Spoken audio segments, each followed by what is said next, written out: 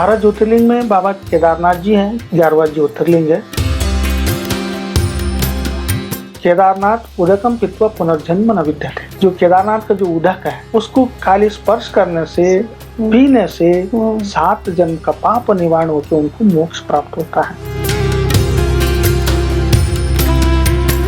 जो नरमानव जो दर्शन करता है उनका जीवन पावन हो जाता है, सारा कष्ट दूर हो जाता है और सुख और शांति भी प्राप्त होता है।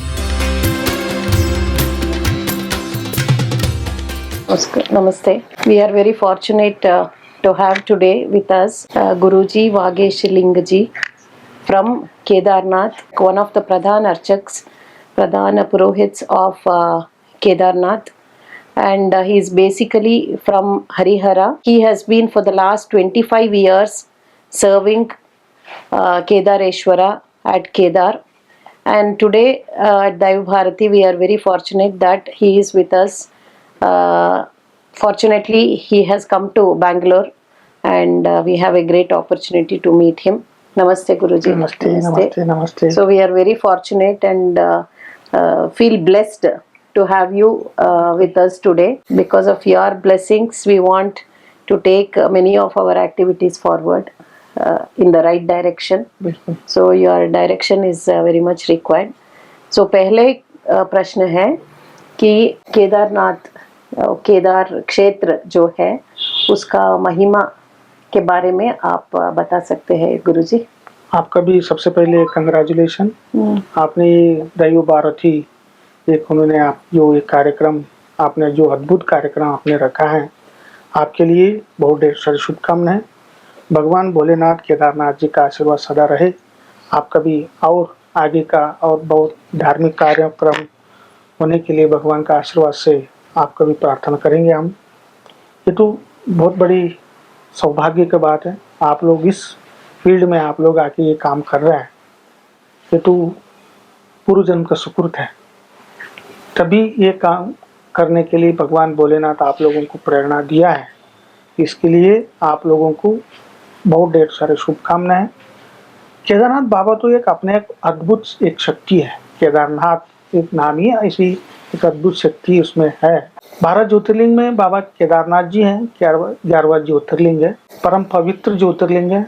एक बार बाबा केदारनाथ जी को जो नरमानव जो दर्शन करता है उनका जीवन पावन हो जाता है, सारा कष्ट दूर हो जाता है और सुख और शांति भी प्राप्त होता है। केदारनाथ एक बार जिस आदमी ने दर्शन करता है उसके बाद उन्हें बार बार आने के लिए इच्छुक होता है, क्योंकि एक कैलाश है, कैलाश का महाद्वार ही केदार है। एक बार बाबा केदारनाथ जी का महाद्वार का जो उन्होंने दर्शन किया, स्पर्श किया, उस भूमि को आपने एक स्पर्श कर दिया, वो तो पावन पवित्र जन्मभूमि है और भगवान भोलेनाथ जी का आश्रय, महादेव का जो स्थान है वो बहुत पवित्र स्थान है। इसके लिए कहता है केदारनाथ उदकम पित्वा पुनर्जन्म न विद्यते। जो केदारनाथ का जो उदक है उसको खाली स्पर्श करने से, पीने से 7 जन्म का पाप निवारण होकर उनको मोक्ष प्राप्त होता है। इसके लिए केदारनाथम उदकम पित्वा पुनर्जन्म न विद्यते, पुनर्जन्म नहीं है, उनको मोक्ष प्राप्त होता है। तभी जब महाभारत युद्ध होने के बाद पांडवों ने उस क्षेत्र को उन्होंने चुना, उस क्षेत्र में आके कई साल तक, कहीं 1 साल नहीं, कई साल तक उन्होंने वहां तपस्या किया। तब भगवान भोलेनाथ ने उनको पशु का रूप लेके उन्होंने वहां दर्शन दिया। उसी हिमालय में पंच केदार आता है, केदारनाथ, मदमहेश्वर, तुंगनाथ, रुद्रनाथ और कल्पेश्वर है। ये सब स्वयंभू लिंग है। भगवान भोलेनाथ ने अलग अलग स्थान पर अलग अलग रूप से दर्शन दिया।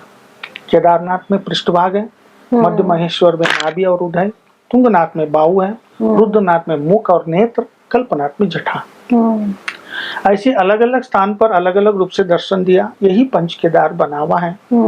ये थोड़ा सा दुर्गम स्थान भी है। जो श्रद्धालु, जो यात्री, जो पंच केदार यात्रा करता है उनको मोक्ष प्राप्त होता है और इष्टार्थ फल प्राप्ति होता है। ये तो बहुत कठिन है मगर पंच केदार यात्रा करना है, मगर एक बार कर दिया उनका जीवन सफल हो जाता है।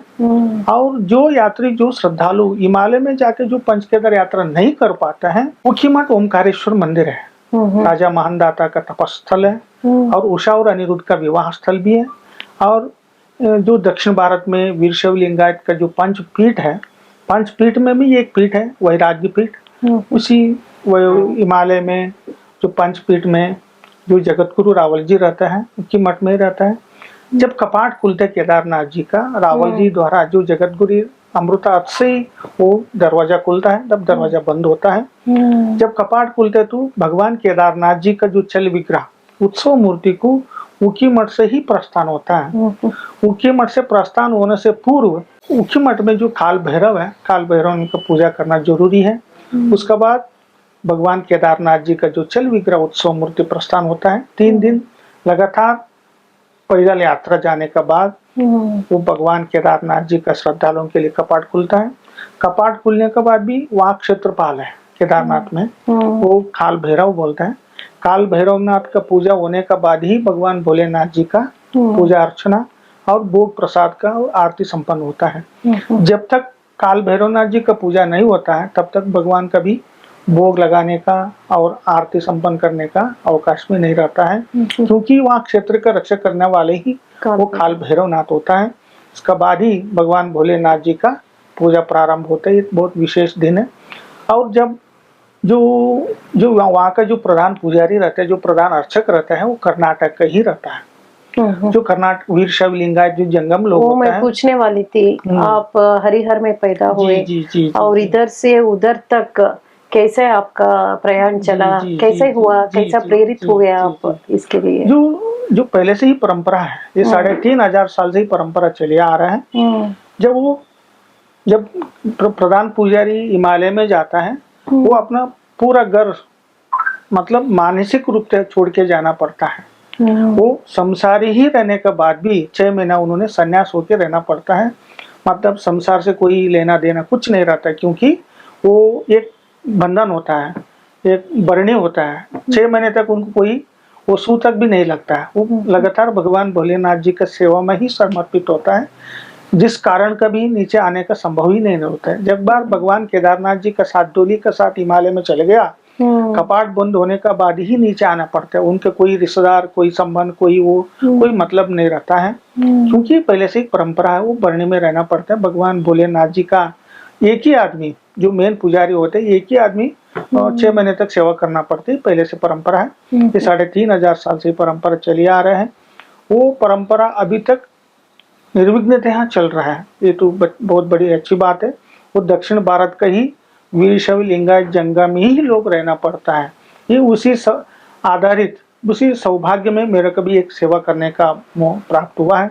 ये 25 साल से मैं भगवान भोलेनाथ जी का सेवा कर रहा हूँ। मेरा जन्मभूमि हरिहर तालुक बानवली है और 25 साल से वहाँ भगवान भोलेनाथ जी का सेवा कर रहे हैं। हमारे जगत गुरु महाराज जी ने उनका कृपा दृष्टि मेरे ऊपर पड़ा, फिर उन्होंने हमको लेके गया। पहले तो चेला संस्कार होता है, चेला होने के बाद मेरे को उन्होंने प्रधान अर्चक बन के उन्होंने बना दिया। ये तो बहुत सौभाग्य मेरा भी और आप लोगों के परम सौभाग्य हम लोगों को मिला। आपने हमको भी इतना चर्चा करने का अवकाश दिया। ये तो बहुत बड़ी सौभाग्य का दिन है। जो भी यात्री, जो भी श्रद्धालु भगवान केदारनाथ जी का जो दर्शन प्राप्त करते हैं, उनका जीवन धन्य हो जाते हैं, उनका जीवन यात्रा भी सफल होता है। आप लोग भी आइए, भगवान भोलेनाथ जी का जरूर दर्शन कर लीजिएगा। जो यात्री जो पंच केदार यात्रा नहीं कर पाते हैं, ऊखीमठ ओमकारेश्वर मंदिर में आइए, वो तो 12 महीना खुला रहता है। जब कपाट बंद होने के बाद बाबा केदारनाथ जी का और द्वितीय केदार मध्य महेश्वर जी का जो शीतकालीन पूजा 6 महीना पूजा ऊखीमठ में होता है। उसके बाद बगल में काशी विश्वनाथ जी का मंदिर भी है और काली माँ का मंदिर भी है और तुंगनाथ जी का मंदिर भी है। बहुत सारे मंदिर है और बद्री धाम है।